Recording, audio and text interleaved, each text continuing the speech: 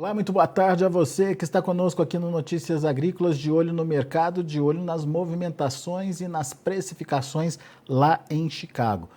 Foi um dia positivo para a soja, dá para dizer isso, altas aí em torno de 10 pontos nos primeiros vencimentos, vencimentos mais longos também com altas até que boas, de 7 a 9 pontos aí, dependendo do vencimento.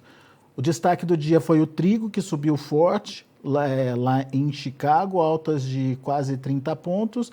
O milho encerrou em alta, mas sem grandes variações, sem grandes mudanças em relação ao fechamento de ontem. Mas vamos lá, vamos para o destaque da soja, que teve uma movimentação positiva. Vamos entender o que o mercado achou aí dessa movimentação e por que os preços voltaram a subir lá em Chicago. Quem nos ajuda nesse entendimento é o Eduardo Vanin, analista de mercado lá da Agriinvest. Está aqui já o Eduardo no vídeo com a gente. Seja bem-vindo, meu caro, muito obrigado por estar aqui com a gente. Essa alta da soja hoje vem de onde, Eduardo? Boa tarde, Alexander. Boa tarde a todos, tudo bem? Muito bom. Essa alta da soja, hoje, exclusivamente, ela vem do petróleo, especificamente do diesel, continua subindo nos Estados Unidos, estoques muito baixos, estoques americanos baixos de derivados de petróleo, porque os Estados Unidos está exportando muito, e principalmente para a Europa.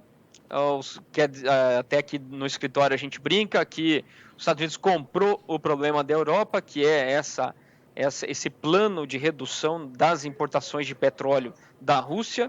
Automaticamente, ao reduzir a importação de petróleo, a Europa também vai reduzir o seu refino e, claro, vai ter uma falta de derivados. E os Estados Unidos, aproveitando o momento, está vendendo bastante. Diesel vai subindo, isso, claro, está muito relacionado também ao óleo de soja, ao biodiesel nos Estados Unidos, e o óleo de soja hoje subiu quase 2,5%, e aí acabou puxando a soja na carona.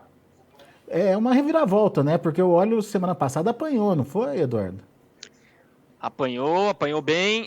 Tivemos a divulgação dos números que a EPA, Agência Ambiental Americana, na sua proposta de redução do programa de biodiesel nos Estados Unidos. Que na combinação de 2020, 21 e 22, sendo 20 e 21 redução, 22 seria um aumento em relação ao número de 2019, que foi a sua última mudança no programa, no mandatório. Somando esses 3 anos, houve uma redução de 3,4 bilhões de galões de diesel misturado ao biodiesel. No final das contas, esse número é pequeno. Se a gente converter para óleo, vai dar aí alguma coisa perto de 270 mil toneladas. Não é quase nada. E isso também não vai acabar impactando na demanda por soja, porque a margem de esmagamento dos Estados Unidos está espetacular. Quer dizer, tendo soja e tendo capacidade para esmagar, as indústrias vão esmagar. Muito bem. Demanda para produzir óleo, demanda grão, e o grão acaba acompanhando aí essa alta lá em Chicago.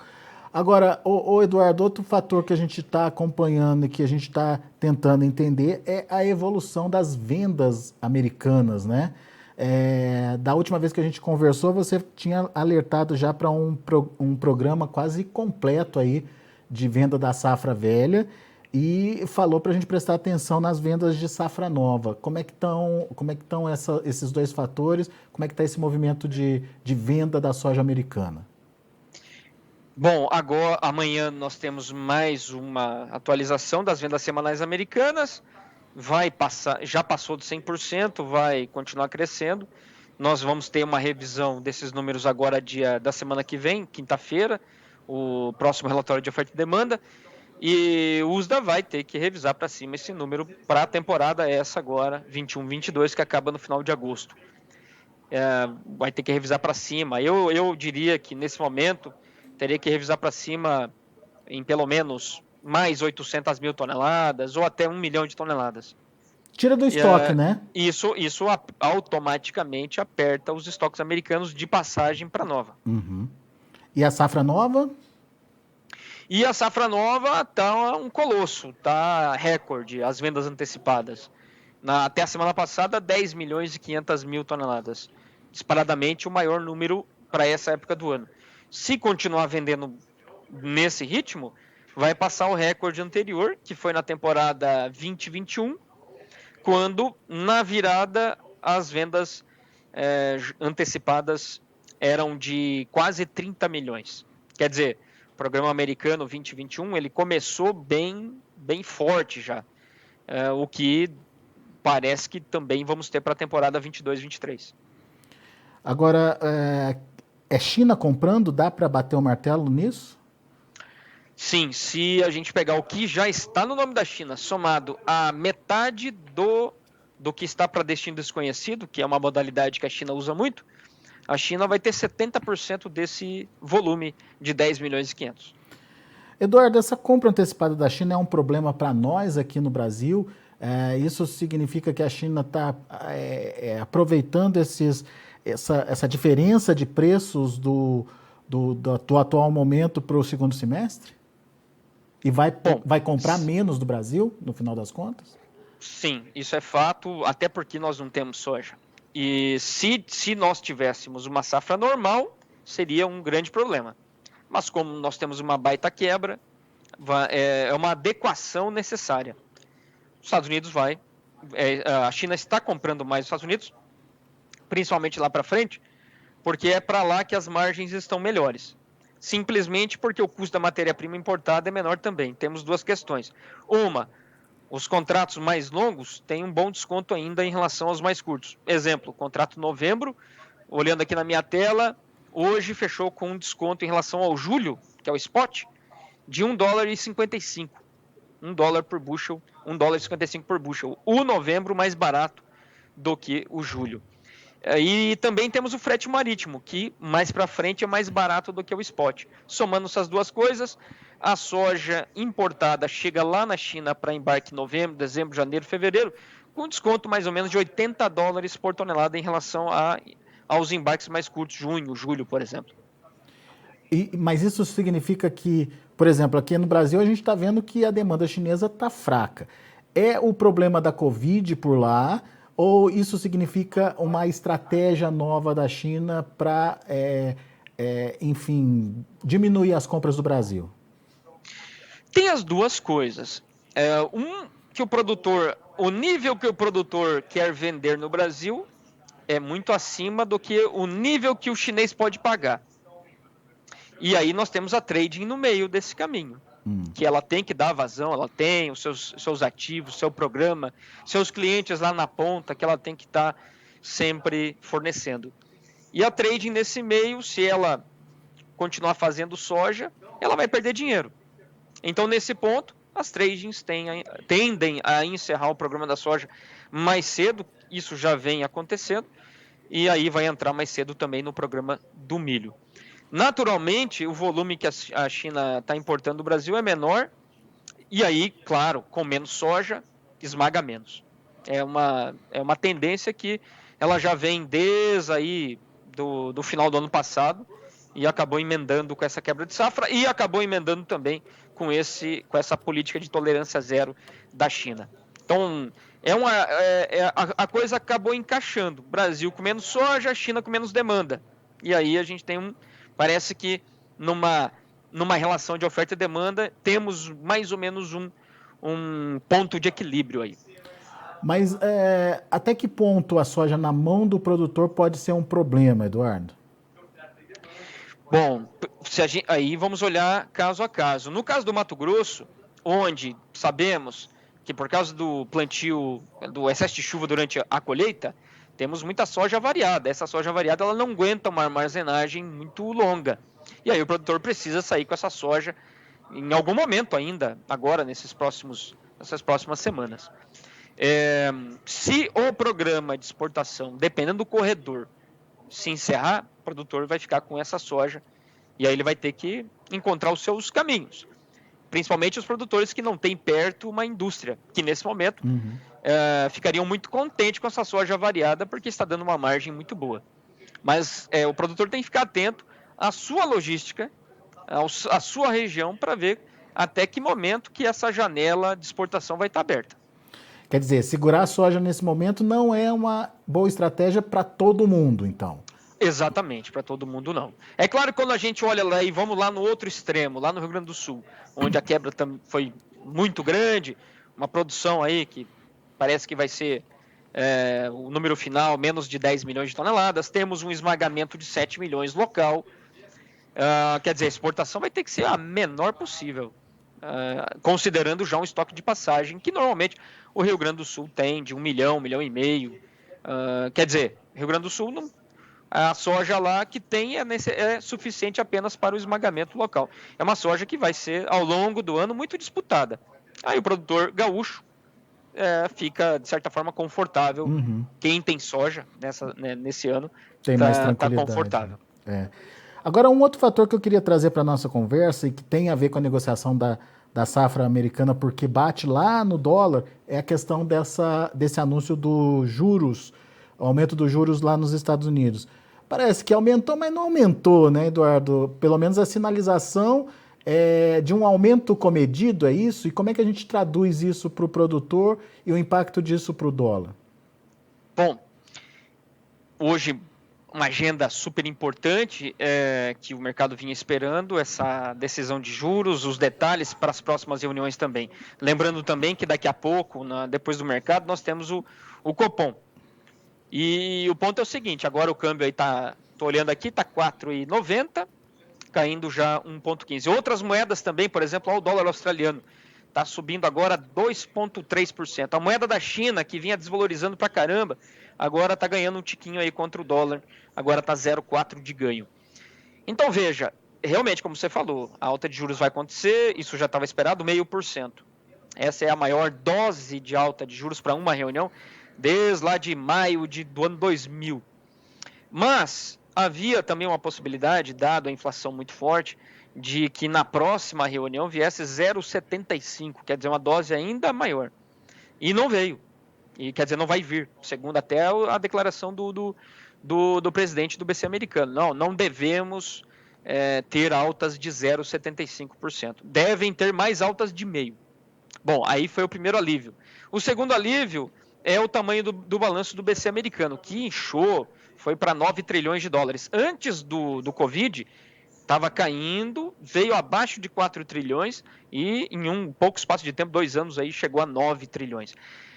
O enxugamento do balanço do BC vai também ser mais lento. Lá atrás, alguns dias atrás, falou-se em um enxugamento num ritmo mensal de 95 bi, mensal. O BC americano ia deixar simplesmente vencer os títulos que estão no seu balanço, transformando ele em dinheiro, matando uma coisa com a outra. Quer dizer, na prática, uma retirada de dólares de circulação. Essa redução vai ser menor, metade, 47,5. Aí é outro alívio. Quer dizer, tivemos 2 alívios aí por parte do BC americano, mas a grande pergunta é, por que ele fez isso? Por que ele vai ser menos agressivo? Bom, alguns indicadores já mostram que a economia americana já não está mais tão agressiva, tão superaquecida como a gente tinha até um mês atrás. O principal indicador que mostra isso é o PIB. O PIB do primeiro trimestre registrou contração de 1,4%. Se esperava um aumento, um crescimento de 1,1%. Quer dizer, e aí você tem uma China que vai crescer muito menos. Quer dizer, parece que a coisa ao longo do ano ela vai se arrumar. Você aumenta juros para controlar a inflação. Se de repente a inflação não é mais esse monstrão todo, você pode até aumentar os juros, mas num ritmo menor. Isso afeta o dólar. Isso aí. O dólar lá fora está caindo agora 0,73%. Taxas de juros americanas que chegaram a bater 3% para 10 anos, agora está 2,93%. Quer dizer, mercado menos preocupado com as doses de juros que para frente. E daí nessa composição, dólar é um dos fatores que compõem a precificação da soja no Brasil. Se o dólar perde força a precificação também, não? Exatamente. Hoje a gente, na máxima aí do câmbio, chegamos a ter 5,09 e agora está 4,90. Então, realmente, impacta na veia o preço da soja. Mas você acha que pode ser uma tendência ou foi só uma mexida aí em função dessa questão dessa alta dissimulada do dólar lá nos Estados Unidos? Bom, hoje à noite a gente tem o Dos Copom, juros, deve vir desculpa. uma alta de 1, mas importante também, porque a inflação aqui no Brasil não para também, ela continua muito resistente, não vimos ainda o teto, e vamos ver o que o BC aqui vai dizer, sabendo também da decisão do BC americano. O que o BC aqui vai dizer para as próximas? Vamos ter mais uma alta de meio ou alguma coisa parecida? Esse diferencial é muito importante. Bom, passado hoje, eu diria que daqui para frente o importante são os dados americanos, principalmente a inflação. Se por um acaso a inflação americana ao consumidor também mostrar que já bateu um pico, um teto, e agora vai começar a cair, o dólar daí tende a vir bem mais para baixo. Muito bem, então são fatores que a gente precisa ficar atento, então, principalmente o produtor que está com a soja na mão nesse momento. O esfriamento do mercado, se isso vai continuar ou se não vai continuar, se vai ter indústria para ele negociar a soja que está na mão dele por perto ali para garantir esse consumo e principalmente o comportamento do dólar, certo? Isso aí. E claro, diante disso tudo, ainda nós temos o clima americano, que é um outro capítulo e um capítulo cada vez mais importante para esses próximos 2 meses. Foi bom você lembrar, porque começou estranha a safra americana, mas será que agora engrena, Eduardo? O ponto agora mais importante é o milho, que a janela é mais curta, vai aí o milho bom americano, boa produtividade, é plantado até o dia 15 agora, segunda semana de maio. O potencial é máximo. Depois do dia 15, já começa a perder potencial dia após dia. E aí vai impactar na produtividade. Agora a preocupação do produtor americano é com o milho. E a aposta do mercado é a seguinte, até por isso o milho caiu, os fundos liquidaram bastante essa semana, que na semana que vem, vai chover bastante agora, até domingo, na semana que vem a temperatura sobe, porque estava frio, vai subir, aí já vai estar com mais cara de primavera, temperaturas médias no meio oeste na casa dos 25, 26 graus. E aí vai reduzir o volume de chuvas. O mercado está apostando que para a próxima semana o produtor americano vai ter condições de se atracar, plantar e vai conseguir chegar pelo menos a 50% plantado até o dia 15, domingo lá o próximo. Quer dizer, a preocupação agora é com milho. A soja ainda não é uma grande preocupação. Lembrando que a soja nos Estados Unidos pode ser plantada aí dentro do mês de junho, anos até que se plantou durante o mês de julho. Não é ainda a bola da vez. A bola da vez agora é o milho. Mas já tem risco de migração diária? Ainda é cedo? Eu não acredito em... Bom, eu acredito que com o preço atual, o produtor americano vai plantar todo o milho possível, mesmo tendo o risco de redução na produtividade por causa da janela. Eu não diria que, nesse momento, o atraso do milho representa mais soja e menos milho. Eu realmente acredito que o produtor americano, lá no dia 30 de junho, vai mostrar um outro número, mais milho e um pouco menos de soja. Agora, o principal impacto é a produtividade, porque, lembrando, o USDA ele vai utilizar agora, para esses próximos relatórios de oferta e demanda, 22, 23, agora em maio e junho, para o milho ele vai utilizar uma produtividade de 181 bushels por acre, que provavelmente não é a realidade. Esse número é lá do fórum ainda. Número novo, que vai refletir a realidade somente lá em julho. Muitos fatores a serem acompanhados, então. Eduardo Vanim, meu caro, por momento, a gente agradece a sua participação aqui, mas a gente volta a conversar para atualizar essas informações. Afinal de contas, são informações que podem mexer na precificação aí da soja e mudar tudo o planejamento do produtor na hora de fazer a comercialização, né? Exatamente. Tem que ficar atento. Muitas variáveis aí na mesa. Como sempre. Como sempre, é isso aí. Obrigado, meu caro. Muito obrigado pela participação e volte sempre. Beleza? Grande abraço. Boa semana a todos. Valeu, abraço. Tá aí, Eduardo Vanim aqui com a gente no Notícias Agrícolas, trazendo as informações do mercado. Para o produtor brasileiro, algumas atenções, alguns sinais de alerta. Juros subindo nos Estados Unidos, mas não da forma que se imaginou, pode provocar, e já está provocando hoje, a gente viu isso, uma queda do dólar.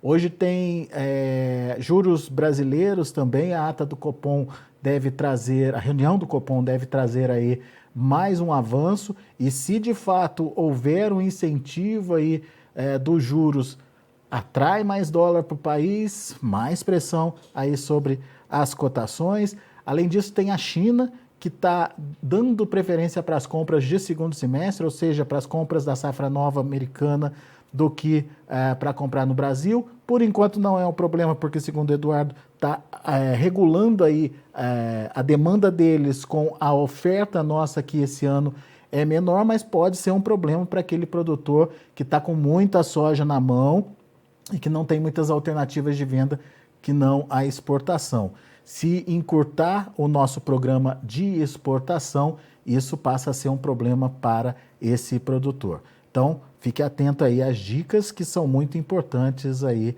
para você se planejar. Vamos aos preços, vamos ver como estão encerrando as negociações lá na Bolsa de Chicago, de olho na tela. Maio, 16 dólares e 69 cents por bushel, alta de 10 pontos mais 75. Julho subiu 10 pontos, fechou a 16,40. Agosto, 15,92, alta de 7 pontos e meio. Setembro, 15 dólares e 22 cents por bushel, alta de 9 pontos mais 25. Vamos ver o milho. Primeiro vencimento fechou no vermelho, 2 pontos mais 25 de queda, a 7 dólares e 98 cents por bushel. Para julho, 7,94, alta de 1 ponto mais 25. Para setembro, 7,52, alta de 2 pontos mais 75. Para dezembro, 7 dólares e 36, alta de 1 pontinho. Milho praticamente sem grandes movimentações, sem grandes oscilações. E o trigo, sim, trigo hoje subiu forte, julho 10 dólares e 66, alta de 32 pontos mais 25. O setembro 10 dólares e 76, alta de 31 pontos. Dezembro, 10 dólares e 79 cents por bushel, 29 pontos mais 75 de alta.